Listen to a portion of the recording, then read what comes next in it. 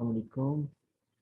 Uh, Students, we are here with the week 9. That is the first week after midterm exam of the subject of accounting, business, and society. If you people can recall, we have discussed so far till the types of ownerships, and that was the partnership, I believe so. So we ended with limited liability partnership. So we are going to discuss the companies, the next element of business, or the next form of ownership in, of course, the private sector. If you people can recall that we were discussing the entrepreneurial form of business, those are being started by the private sectors, and out of those we have already discussed that entrepreneurs usually start their businesses either in form of sole proprietorship, or they become the partners with the business, or they establish their companies, or even the cooperative societies. So we have already discussed sole proprietorship and partnership.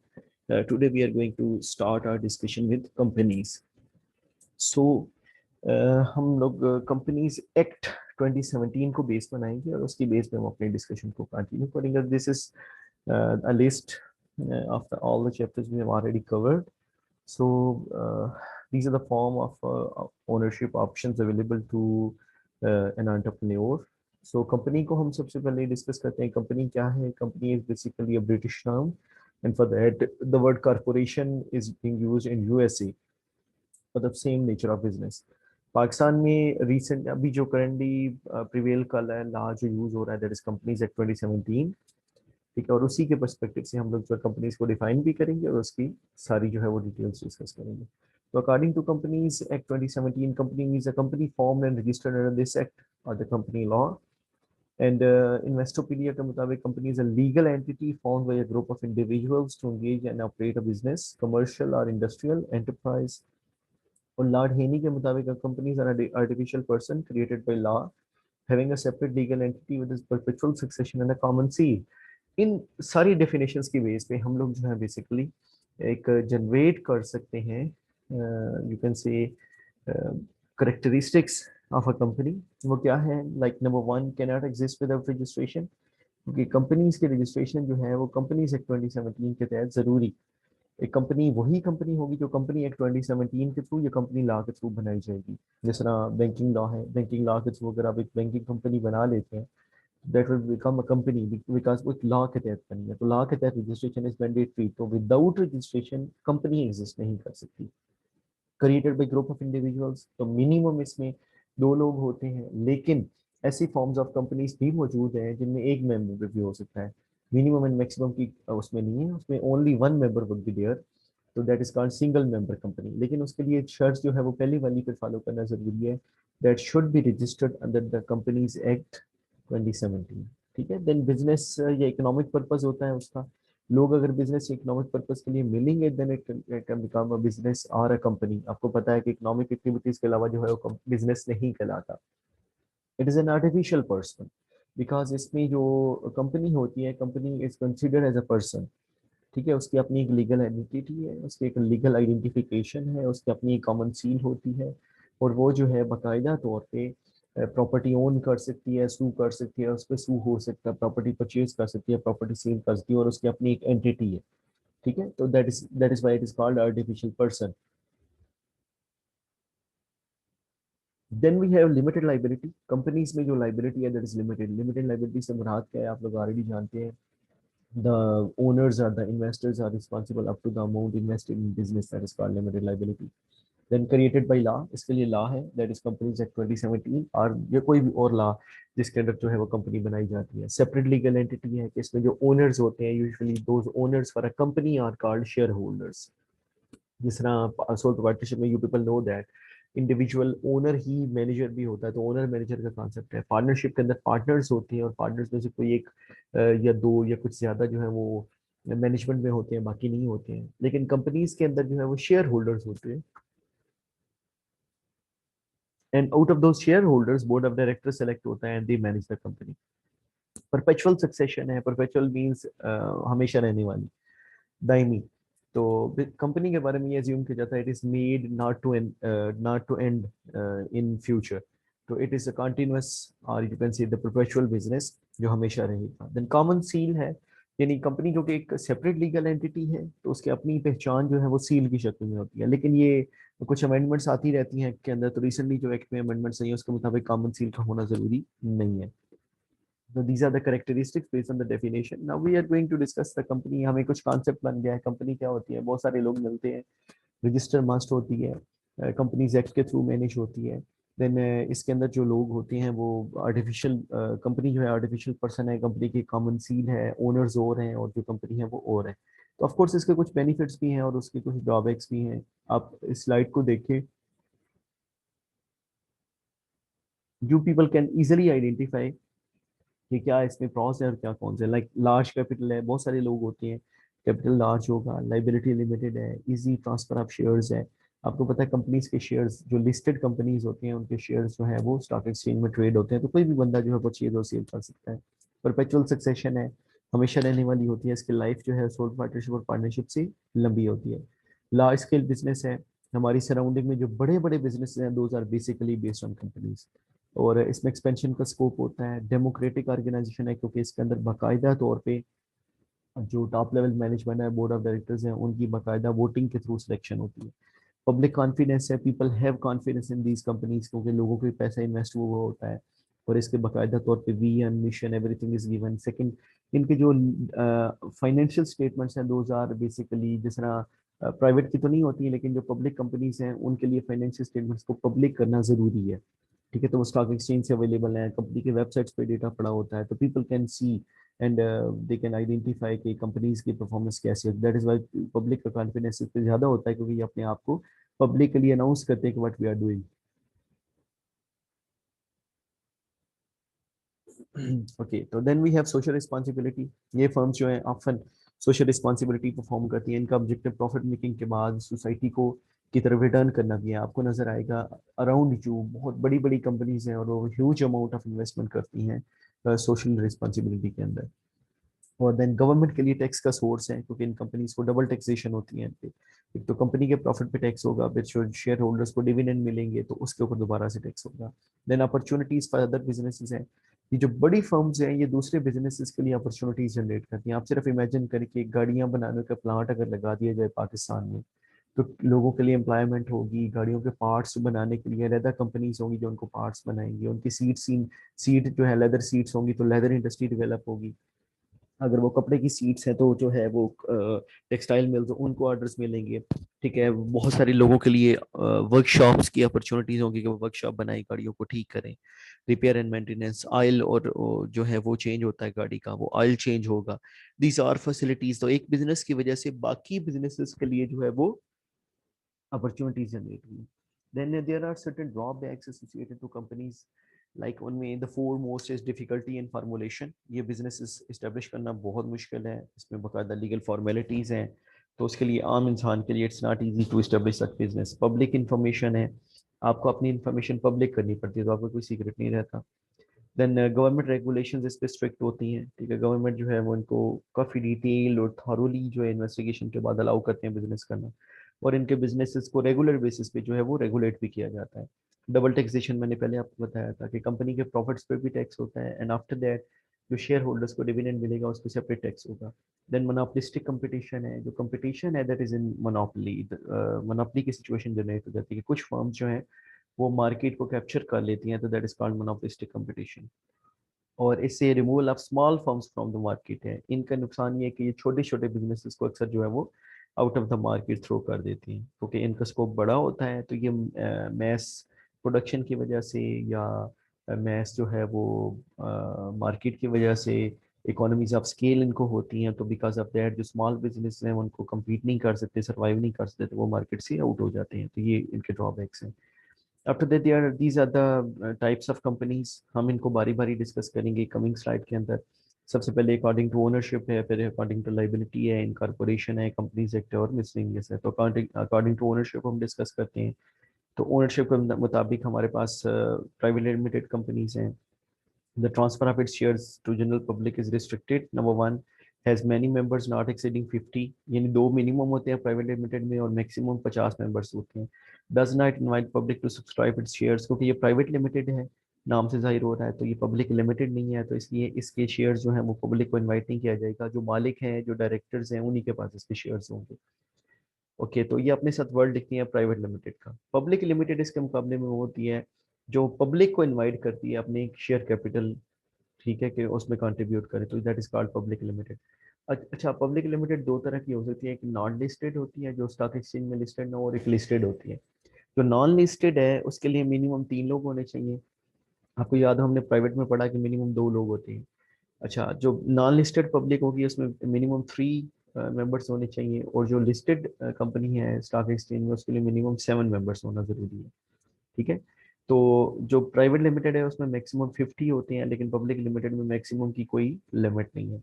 अच्छा, then public sector company है। अब ये public limited और public sector में फर्क है, याद रखिए। सेक्टर एक चीज होती है कि जिसमें ओनरशिप किसमें किसके पास है।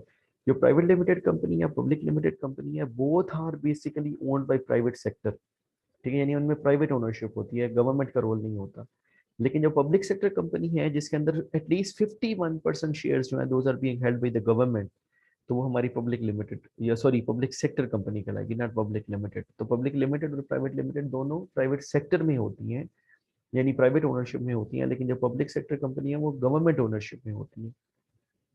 अच्छा, इसके अंदर फिर क्या होता है, क्योंकि गवर्नमेंट के पास 51% से ज्यादा शेयर्स हैं या 51% मिनिमम है, तो बोर्ड ऑफ डायरेक्टर्स भी उन्हीं की मर्जी के सेलेक्ट होता है, टॉप लेवल मैनेजमेंट भी उन्हीं की मर्जी की सेलेक्ट होती है। ठीक है। अच्छा, देन उसके बाद होल्डिंग एंड सब्सिडरी कंपनी है। होल्डिंग होल्ड करने वाली, सब्सिडरी वो जिसका होल्ड किया जा रहा हो। अगर एक कंपनी के पास किसी दूसरी कंपनी के मोर देन 50% शेयर्स हो, तो जिस कंपनी के पास शेयर्स होते हैं वो होल्डिंग कंपनी कहलाती है, और जो दूसरी कंपनी जिसके शेयर्स होंगे वो सब्सिडरी कंपनी कहलाएगी। ठीक है। तो अच्छा, आगे सिंगल मेंबर कंपनी हमने पहले डिस्कस किया था, वो कंपनी जिसके एक मेंबर होता है सिर्फ, ठीक है, वो सिंगल मेंबर कंपनी कहलाती है। तो ये भी प्राइवेट लिमिटेड की एक फॉर्म है, और इसमें वो जो ये अपने नाम के साथ लिखेंगे SMC, single member company. Then associated company है। ये क्या होती हैं, 2 or more companies are considered associated companies if number 1 a person owner directors own more than 20% of both the companies. ठीक है, अगर दो कंपनियों के शेयर्स एक बंदे के पास 20% से ज्यादा है, तो वो जो दो कंपनीज आपस में है वो एसोसिएटेड कहलाएंगी। कॉमन कंट्रोल है उनका, और कंपनी है सब्सिडरी ऑफ अदर, या N undertaking is manage by A company. कोई कोई हो सकता है बिजनेस जो है वो कंपनी मैनेज कर रही है उसको, तो वो हमारी एसोसिएटेड कंपनीज कहलाएंगी। ठीक है। अच्छा, आगे हमारे पास अकॉर्डिंग टू लाइबिलिटी है। तो लाइबिलिटी आपको पता है हमारी, तो यूजुअली तो लिमिटेड होती है कंपनीज के अंदर, लेकिन कुछ सिचुएशन में अनलिमिटेड हो सकती है। तो लिमिटेड दो तरह की है, लिमिटेड बाई शेयर है और लिमिटेड बाई गारंटी है। तो कंपनी लिमिटेड बाई शेयर से मुराद ये है कि उसमें शेयर होल्डर्स जो नॉमिनल वैल्यू ऑफ शेयर्स हैं उसके लिए वो रिस्पॉन्सिबल होंगे। आपके पास जिस तरह नॉमिनल वैल्यू 10 रुपये है एक शेयर की, आपके पास 1 लाख शेयर है, तो 10 लाख रुपए की इन्वेस्टमेंट आपने कंपनी में की हुई है, तो यहाँ पे आपकी लाइबिलिटी जो है वो 10 लाख रुपए तक महदूद है, उससे ज़्यादा वो इस्तेमाल नहीं होगी। लिमिटेड बाई गारंटी क्या होती है, जिसमें एक गारंटीड अमाउंट होती है जिस तक आप रिस्पॉन्सिबल होंगे। ठीक है, इसमें कोई शेयर्स नहीं होंगे आपके पास, अदर आपने गारंटी दी होगी कि I will be responsible up to this amount, तो that guaranteed is called limited by guarantee. जिस तरह stock exchange is a form of limited by guarantee company, तो इन्होंने अपने नाम के साथ लिखना होता है। अनलिमिटेड कंपनी है वो कंपनी जिसमें लाइबिलिटी जो है वो अनलिमिटेड हो, तो ये कम ही एग्जिस्ट करती हैं, लेकिन बनाई जा सकती है ऐसी कंपनी। जिस तरह पार्टनरशिप की अनलिमिटेड होती है तो उसको लिमिटेड में कन्वर्ट कर सकते हैं, इस तरह कंपनी जो है लिमिटेड होती है उसको हम अनलिमिटेड में कन्वर्ट करके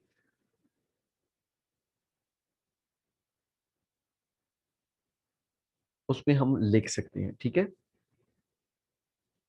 okay, after that classification of companies according to incorporation है। ठीक है, लाइक उसमें we have chartered company, statutory company, registered company and foreign company. Chartered company नाम से जाहिर हो रहा है जो किसी चार्टर के तहत बनी। चार्टर आपको पता है किंग देता है, किंग के ऑर्डर के तहत जो भी कंपनी बनती है वो चार्टर्ड कंपनी कहलाती है। जिस तरह ईस्ट इंडियन कंपनी थी वो that was a chartered company. Statutory company वो है जो किसी स्पेशल एक्ट ऑफ पार्लियामेंट से बनती है। ठीक है, जैसे ना पार्लियामेंट में कोई खास एक्ट पास किया जाए और उसके तहत कंपनी बनाई जाए तो वो स्टेचुटरी कंपनी कहलाएगी। जिस तरह वापडा है, स्टेट बैंक ऑफ पाकिस्तान है, ये दो ऐसी कंपनीज हैं जो बेसिकली बनाई गई थी स्पेशल ऑर्डर के तहत। तो state bank of Pakistan act है अपना, वापडा का अपना एक एक्ट है। देन रजिस्टर्ड कंपनी है वो कंपनी जो कंपनीज एक्ट 2017 के तहत रजिस्टर्ड होती है, रजिस्टर्ड कंपनी। और फॉरेन कंपनी से मुराद कोई बाहर की कंपनी जब पाकिस्तान में काम कर रही होती है तो वो हमारी फॉरेन कंपनी कहलाती है। ठीक है। ओके, आगे हमारे पास है, आप देखिए जरा एक नज़र दौड़ाएं इस स्लाइड के ऊपर।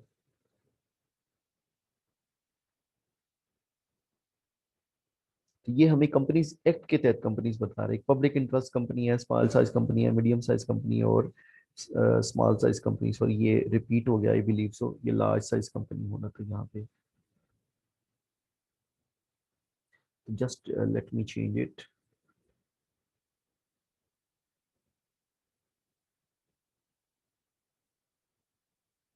Okay, I have changed it. Just have a look at this slide. Public interest company, a public interest company may include both listed and unlisted companies. वो public interest companies हैं।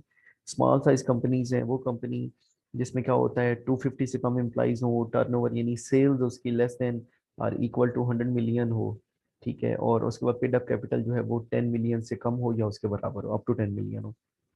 इससे बड़ी जो होती है वो मीडियम साइज होती है, जिसमें आप देखिए नंबर ऑफ एम्प्लॉइज 251 से 750 तक हो, यानी 251 से 750 के दरमियान अगर होंगे तो मीडियम साइज कहलाएगी। उसका जो पेड अप कैपिटल है वो 10 to 200 million and turn over between 100 to 1000 million हो। A non-listed company can also be a medium-sized company if implies between 251 to 750, sales of less than 1 billion, paid up capital of less than 200 million। ठीक है, ये है तो ये medium size company है। और large size इनसे बड़ी होगी, जिसके बेसिकली देखिए 750 एम्प्लॉइज है ना इस मीडियम में, तो इसके 750 से ज़्यादा हूँ। उसकी सेल्स जो है वो अगर आप देखें तो 1000 मिलियन था, क्या 1000 मिलियन से बना 1 बिलियन ही है ना, तो इसकी 1 बिलियन से ज़्यादा हो। और पेड अप कैपिटल उसका था अगर आप देखें तो 200 मिलियन तक मैक्सिमम, तो अगर 200 मिलियन से एक्सीड कर जाता है तो फिर वो हमारा लार्ज कंपनी कहलाएगी। ठीक है, तो this is how large forms are defined. तो कंपनीज एक्ट ने स्मॉल मीडियम और लार्ज फॉर्म्स की डेफिनेशन हमें दी है। देन अदर कंपनीज हैं एसोसिएशन नॉट फॉर प्रॉफिट, वो फर्म्स जो प्रॉफिट कमाने के लिए नहीं है, ठीक है, लेकिन वो कंपनी के तौर पे रजिस्टर्ड होती है, जिसमें साफ पानी कंपनी थी, लाहौर वेस्ट मैनेजमेंट कंपनी थी। ये जो कंपनीज हैं बेसिकली हमारी एसोसिएशन नॉट फॉर प्रॉफिट है, शरिया कंप्लाइंट कंपनी है, जो शरिया गवर्नेंस या शरिया लॉस के तहत बनाई जाती है। फ्री जोन कंपनी है जो एक्सपोर्ट प्रोसेसिंग जोन्स में बनाई जाती है, तो इसको खास किस्म के बेनिफिट्स दिए जाते हैं। And then agriculture promotion companies हैं जो एग्रीकल्चर को प्रमोट करने के लिए बनाई जाती है, तो उनको हम एग्रीकल्चर प्रमोशन कंपनीज कहते हैं। तो these are form of companies. यहाँ पे अब आप पब्लिक और प्राइवेट लिमिटेड का डिफरेंस करें, ये आप क्रिएट करेंगे। तो अगर आप ये कर लेते हैं तो it means you have good understanding of the concept. आप बुक से भी हेल्प इसमें ले सकते हैं। Now there are 4 stages of formulation of a company. तो प्रमोशन स्टेज है, इनकॉर्पोरेशन है, कैपिटल सब्सक्रिप्शन है एंड कमेंसमेंट है। तो सबसे पहले हमारा प्रमोशन स्टेज है। प्रमोशन स्टेज क्या होती है, अगर आप इसमें नजर दौड़ाएं तो promotion stage is more specifically linked with the entrepreneurial activities of identification of opportunities, generating business ideas, conducting feasibility analysis and preparing a plan. ठीक है, ये सारा हम चैप्टर 2 में डिस्कस कर चुके हैं। अब ये सारा करने के बाद जो है बिजनेस स्टार्ट करने का हमने डिसीजन करना है। तो ये करने वाले जो लोग हैं ना, जो इस स्टेज में ये सारा काम करते हैं, अपॉर्चुनिटी आइडेंटिफाई करते हैं, आइडिया बनाते हैं, फिजिबिलिटी बिजनेस प्लान बनाते हैं, दोज आर कॉल्ड प्रमोटर्स। तो प्रमोटर प्रमोट करने वाला, ठीक है। तो प्रमोटर्स कौन है, ठीक है, section 50 of the companies act के मुताबिक who is named as subscriber to the memorandum of association, यानी वो मेमोरेंडम ऑफ एसोसिएशन पे साइन करते हैं, and who has been named as such in prospectus, और वो यही नेम यानी वो प्रोस्पेक्टस पे भी उनका नाम आ रहा है subscriber. Who has control over the affairs of the company directly और indirectly, whether as a share holder, director और अदरवाइज। तो ये कोई बाहर का बंदा भी हो सकता है, ये कंपनी का अपना बंदा भी हो, जिस तरह एंटरप्रेन्योर है ना, जो बिजनेस स्टार्ट करने वाला, वही प्रमोटर होगा अगर वो कंपनी बना रहे हैं तो। लेकिन समटाइम एंटरप्रेन्योर आइडिया तो बनाता है, लेकिन कंपनी स्टार्ट करने के लिए किसी और के जिम्मे लगा देता है कि आप फी ले लो और आप हमारे लिए कंपनी स्टार्ट कर दो। वो भी प्रमोटर कहलाएगा, लेकिन वो प्रोफेशनल प्रमोटर कहलाएगा, क्योंकि वो फी लेगा आपसे। इस तरह वकील से हेल्प ले सकते हैं, वो प्रोफेशनल प्रमोटर होगा। चार्टर्ड अकाउंटेंट से हेल्प ले सकते हैं, वो प्रोफेशनल प्रमोटर होगा। After that, in accordance with the whose advice, direction and instruction on the board of companies are accustomed to act। ठीक है, तो ये promoters के सारे काम है। अब नोट है, one who is acting in a professional capacity like legal advisory accountant and does not fall in subclass D of the section। ठीक है, अब ये जो ऊपर D है, फोर्थ वन जो है ना, ये बेसिकली D है आपका। मैं इसको थोड़ा सा सॉरी रिफाइन कर देता हूँ इन चार, तो आपके लिए थोड़ा आसान हो जाएगा। If I marked as this one, yes। अब ये डी जो है, डी में शामिल नहीं होते वो लोग, ठीक है।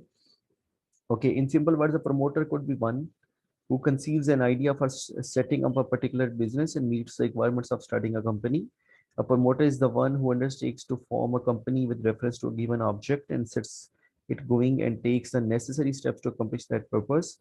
और सिमिलरली आगे आप डेफिनेशंस पढ़ेंगे तो आपको इससे रिलेटेड डेफिनेशन मिलेगी। तो प्रमोटर इज वन जो बिजनेस को स्टार्ट करता है। अब क्या क्या करेक्टरिस्टिक्स है, हमने डेफिनेशन जो बनाई है उसमें से आइडिया बनाता है, प्रीलिमिनरी इन्वेस्टिगेशन करता है जो फिजिबिलिटी एनालिसिस बिजनेस प्लान में होती है, brings together various person who become share holders, लोगों को इनवाइट करता है कि यार आप मेरे साथ बिजनेस स्टार्ट कर लो या हम लोग विलिंग है काम करने के लिए, आप हमें ज्वाइन कर लो as a share holders and directors. Documents बनाता है, जिस तरह बिजनेस स्टार्ट करने के जितने डॉक्यूमेंट्स हैं वो प्रमोटर बनाएगा, और वो कंपनी को इनकारपोरेट करता है यानी रजिस्टर करवाता है रजिस्ट्रार ऑफ द कंपनीज के पास या एससीसीपी के पास, और रेजेस रिक्वायर्ड फाइनेंस, पैसे इकट्ठे करता है बिजनेस स्टार्ट करने के लिए। इनिशियल या प्रिलिमिनरी एक्सपेंसेस जिस तरह कंपनी हमने बनानी है तो एससीसीपी के पास रजिस्टर करवानी है तो उसकी फीस है बकायदा, उसके लिए डॉक्यूमेंट्स तैयार करवाने हैं तो उसके लिए हमें एडवाइस जो लीगल एडवाइजर है उससे डॉक्यूमेंट्स प्रिपेयर करवाने पड़ेंगे, उसके एक्सपेंस होंगे, प्लांट लगाएंगे उसके एक्सपेंस होंगे। तो जब तक बिजनेस स्टार्ट नहीं होता तब तक जितने एक्टिविटीज हैं वो प्रिलिमिनरी एक्टिविटीज जो है वो प्रोमोटर से परफॉर्म करेगा। Then works till the board of directors assume the charge, तो बोर्ड ऑफ डायरेक्टर्स जब तक आ नहीं जाते तब तक जो है बिजनेस को कौन रन करता है, वो प्रमोटर ही करता है।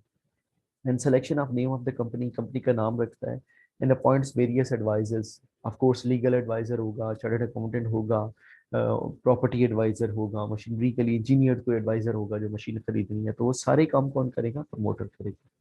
अब प्रमोटर्स के there are four forms, professional है, ओकेजनल है, फाइनेंशियल है, मैनेजिंग एजेंट एज प्रमोटर्स है। मैंने आपको प्रोफेशनल प्रमोटर्स की मिसाल दी थी, कोई वकील हो सकता है, चार्टर्ड अकाउंटेंट हो सकता है, प्रॉपर्टी का कोई एक्सपर्ट हो सकता है, कोई इंजीनियर हो सकता है जो इंजीनियरिंग फर्म है, हमने मशीन मंगवानी है तो हम इंजीनियर से हेल्प ले लें, हमें फीस ले और हमारे लिए बेहतरीन मशीन जो हमें परचेज करके दे। ओकेजनल प्रमोटर्स हैं जो कभी कभी प्रमोटर्स का काम करते हैं, बेसिकली वो प्रोफेशनल्स नहीं है। जिस तरह एंटरप्रेन्योर अगर खुद बिजनेस स्टार्ट करता है और कंपनी बनाता है तो that entrepreneur would be termed as occasional entrepreneur promoter and entrepreneur, because वो प्रोफेशनल नहीं है। अगर वही एंटरप्रेन्योर सीरियल एंटरप्रेन्योर है तो वो प्रमोटर हो सकता है जो प्रोफेशनल हो, क्योंकि वो बिजनेस स्टार्ट करेगा बेच देगा, दूसरा बनाएगा बेच देगा, तीसरा स्टार्ट करेगा बेच देगा। देन फाइनेंशियल प्रमोटर्स हैं, जिस तरह फाइनेंशियल इंस्टीट्यूशन से हो सकते हैं, चार्टर्ड अकाउंटेंट्स को हो सकते हैं, जो है सीएफएस हो सकते हैं, सर्टिफाइड फाइनेंशियल एनालिस्ट, बैंकर कोई हो सकता है, और मैनेजिंग एजेंट एज प्रमोटर्स हैं, कोई एजेंट्स भी हो सकते हैं कि जिस तरह वो एजेंट के तौर पे काम करते हैं। यूजुअली जो प्रोफेशनल प्रमोटर्स होते हैं वही आपके लिए एजेंट का काम करते हैं, ठीक है, और वो आपके लिए प्रमोशन कर बिजनेस एक्टिविटीज परफॉर्म करते हैं। अब प्रमोटर की लीगल पोजीशन क्या है? नंबर वन, अब promoter should not make secret profits out the dealing of the company, उसको बड़ा फेयरली चलाना है बिजनेस को। He must deposit with the company all the money received on it's behalf, ठीक है, कंपनी के नाम पे जितना पैसे आए हैं ना वो उसने कंपनी के लिए ही रखने हैं। ही मस्ट केयर डिलीजेंस, उसने अपनी डिलीजेंस का ख्याल रखना है, यानी उसने कोई ऐसी एक्टिविटी परफॉर्म नहीं करनी जो बेसिकली अगेंस्ट जा रही हो उसके रोल के, ठीक है, तो दिस इज कॉल्ड डिलीजेंस। अच्छा, देन उसके बाद promoter is responsible for all contracts before the incorporation of company, company बनने से पहले जितना भी काम हो रहा है, जितने भी एग्रीमेंट्स होंगे, टास्क होंगे, कॉन्ट्रैक्ट्स होंगे, वो सारे किसने करने हैं, प्रमोटर ने करने हैं। He shall bear all the preliminary expenses of the business, business के एक्सपेंसेस बियर करेगा, ऑफ कोर्स बेशक हो सकता है वो चार्ज करे कंपनी से लेकिन वो बियर करेगा। ही में receive remuneration for services rendered by the company, क्योंकि वो सर्विसेज प्रोवाइड कर रहा है तो उसका रेमुनरेशन भी ले सकता है। अच्छा, प्रमोटर जब कंपनी बनाता है तो कैसे बनाता है? स्टेज टू है इनकॉर्पोरेशन है, पहले तो आइडियाज है ना सिर्फ बने हैं। तो इनकॉर्पोरेशन में हमें प्रायर अप्रूवल लेनी है, कंपनी बनाने से पहले अप्रूवल लेनी होती है डिपार्टमेंट से। कौन से डिपार्टमेंट्स हैं? हर कंपनी के लिए अलग डिपार्टमेंट्स हैं। जिस तरह एसोसिएशन नॉट फॉर प्रॉफिट के लिए एससीसीपी से लाइसेंस लेना है, बैंकिंग कंपनी के लिए स्टेट बैंक ऑफ पाकिस्तान और मिनिस्ट्री ऑफ फाइनेंस से, कॉर्पोरेट ब्रोकरेज हाउस बनाना है तो स्टॉक एक्सचेंज से, मनी एक्सचेंज कंपनी बनानी है तो स्टेट बैंक से, नॉन बैंकिंग कंपनी है तो एससीसीपी से, सिक्योरिटी सर्विसेज कंपनी है तो इंटीरियर मिनिस्ट्री से, और ट्रेड ऑर्गेनाइजेशन है तो मिनिस्ट्री ऑफ कॉमर्स से, क्योंकि ये इनसे रिलेटेड है। जब आपने ये अप्रूवल ले ली है तो फिर दो मेथड्स हैं आपके पास कंपनी को रजिस्टर करवाने के, एक मैनुअल मेथड है और एक आपके पास ऑनलाइन रजिस्ट्रेशन है। मैनुअल में प्रायर अप्रूवल आप लेंगे जो हमने पहले बता दिए हैं, इनसे लेनी है आपने प्रायर अप्रूवल, इन डिपार्टमेंट से, फिर उसके बाद नेम अप्रूव करवाना है, डॉक्यूमेंट सबमिट करवाने हैं रजिस्ट्रार ऑफ कंपनी को, फिर उसके बाद रजिस्ट्रेशन फी देनी है और आपको वो सर्टिफिकेट ऑफ रजिस्ट्रेशन दे देगी। तो अगर तो आप प्राइवेट कंपनी है तो आप सर्टिफिकेट ऑफ इनकॉर्पोरेशन के बाद स्टार्ट कर सकते हैं, यानी आपके लिए 2 स्टेजेस होंगी सिर्फ, अगर आप एक प्राइवेट लिमिटेड कंपनी है तो, ठीक है। प्रमोशन और इनकॉर्पोरेशन की स्टेज, कैपिटल सब्सक्रिप्शन आपके लिए नहीं होगी। अगर आप पब्लिक कंपनी है तो फिर आपको ये चारों स्टेजेस जो है वो फॉलो करनी पड़ती है। तो रिमेंबर, प्राइवेट कंपनी 2 स्टेजेस में इनकॉर्पोरेट हो जाएगी, प्रमोशन और इनकॉर्पोरेशन। पब्लिक कंपनी को कमेंसमेंट सर्टिफिकेट भी लेना पड़ेगा, चौथे स्टेप को भी फॉलो करना पड़ेगा। ओके, तो अब हम डिस्कस करते हैं जो है हमारे पास मेथड है। प्रायर अप्रूवल के बाद आपने अप्रूवल ऑफ नेम लेना है। आप देखिए मैनुअल मेथड में अप्रूवल ऑफ नेम आपको नजर आ रहा होगा, ठीक है। तो अब जो अप्रूवल ऑफ नेम है वो आपको यहाँ भी नजर आ रहा है, ऑनलाइन के अंदर भी। उसके अंदर आपको 4 स्टेप है, name reservation and company incorporation. उससे पहले आपने सारे लॉगिन बनानी है, ये उसके स्टेप्स हैं। ओके, अब नेम के बारे में क्या गाइडलाइन है? Before the incorporation of business, promoters seek to confirm the availability of the company name. Both online and manual procedures of availability of name options are available. Promoters have to pay a fee of 200 online and 500 for manual procedures. The name selected should be unique, appropriate, clear, and not deceptive. SECP has provided certain guidelines on its website. If the name is approved by the registrar, the promoters may proceed with the following steps of registration. तो कुछ guideline, जिस तरह कायदे आजम का नाम नहीं आना चाहिए, पाकिस्तान का नेशनल कोई चीज़ नहीं आनी चाहिए, ठीक है। इसके अलावा कुछ ऐसी चीज़ें ना आए जो बेसिकली आपको कुछ खास किस्म की आइडेंटिटी दें।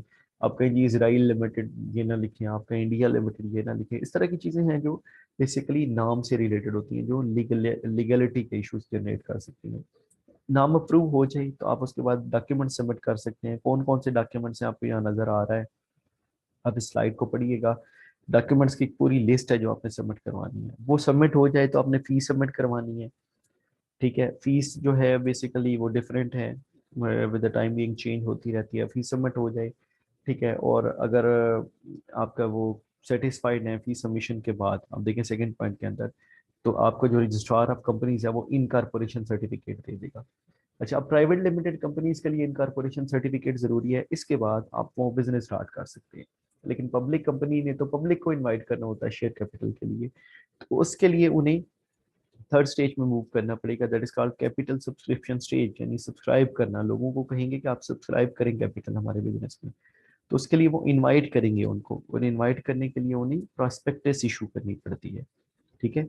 और वो प्रॉस्पेक्टस इशू करके उसके थ्रू लोगों को इनवाइट करते हैं कि उनके बिजनेस में इन्वेस्ट करें। तो 4 स्टेप्स हैं। मिनिमम सब्सक्रिप्शन है, अक्सर मेमोरेंडम ऑफ एसोसिएशन के अंदर मेंशन होता है कि मिनिमम कितनी सब्सक्रिप्शन हम रिसीव करेंगे तो हमारा बिजनेस होगा। तो फिर उसके बाद वो ज़रूरी है रिसीव करनी। एप्लीकेशन मनी है, हम हर एप्लीकेशन के साथ कितनी मनी मिनिमम और मैक्सिमम होगी। देन क्वालिफिकेशन ऑफ शेयर्स, कौन शेयर ले सकता है कौन नहीं ले सकता। और डिक्लेरेशन के कब जो है वो क्या किया जाएगा, ये सारी डिटेल बताई जाती है इसके अंदर, ठीक है। तो अगर ये कैपिटल सब्सक्रिप्शन में आपने सब्सक्राइब कर लिया है, लोगों ने पैसे, आपने इनवाइट किया है, लोगों ने पैसे दे दिए हैं, आपने उनको शेयर इशू कर दिए हैं, तो वो आपके शेयर होल्डर बन गए। अब आपने उनको शेयर होल्डर सर्टिफिकेट भी दे दिया है, एससीसीपी को भी बता दिया है, तो उसके बाद आपकी रिक्वायरमेंट्स मुकम्मल हो गई। अब जो है एससीसीपी की तरफ से या रजिस्ट्रार ऑफ कंपनीज की तरफ से आपको, अगर आप पब्लिक कंपनी है तो एक सर्टिफिकेट इशू किया जाएगा, that is called certificate of commencement, यानी स्टार्ट करना। तो यहाँ पे जो पब्लिक लिमिटेड कंपनी है वो अपना बिजनेस स्टार्ट कर सकती है। तो इट मीन्स कि private limited company incorporation certificate के बाद बिजनेस स्टार्ट कर सकती है, और पब्लिक लिमिटेड कंपनी जो है वो कमेंसमेंट सर्टिफिकेट के बाद अपना बिजनेस स्टार्ट कर सकती है। तो we are done with this portion. अब हम जो है अभी तक कंपनी के बेसिक्स चीज़ें पढ़ चुके हैं, लेकिन उसको हम कंपेयर करने की पोजीशन में है कि पार्टनरशिप और कंपनी में क्या फ़र्क है। एंड सिमिलरली हम कंपनी और लिमिटेड लाइबिलिटी को भी कंपेयर कर सकते हैं। तो this is all about today's lecture, ठीक है। ये हमारा चैप्टर नंबर 8 जो है दैट इज कंप्लीट। आप बुक से पढ़िएगा, इसमें जो प्रॉब्लम है इन टेबल्स को वहाँ से कंप्लीट कीजिएगा, और कोशिश कीजिएगा खुद करें पहले इसको कंप्लीट, और उसको कंपेयर करें बुक के साथ। अगर आप इस काबिल हैं कि आप उसको 70-80% आपने ठीक फिल कर लिया, it means you have good understanding of the subject. अगर आपको लगता है कि आपका 30 या 40% रेशो है करेक्शन की, तो फिर आपको थोड़ी सी एफर्ट्स की ज़रूरत है, but it means you are good enough कि आपने पिक कर लिया चीज़ों को एक दफ़ा रीड करके या सुन के, ठीक है। तो अगर आप थोड़ा सी एफर्ट और पुट करें तो you can reach to the like precision of 70 or 80%. तो best wishes for you. We are done with today's lecture. तो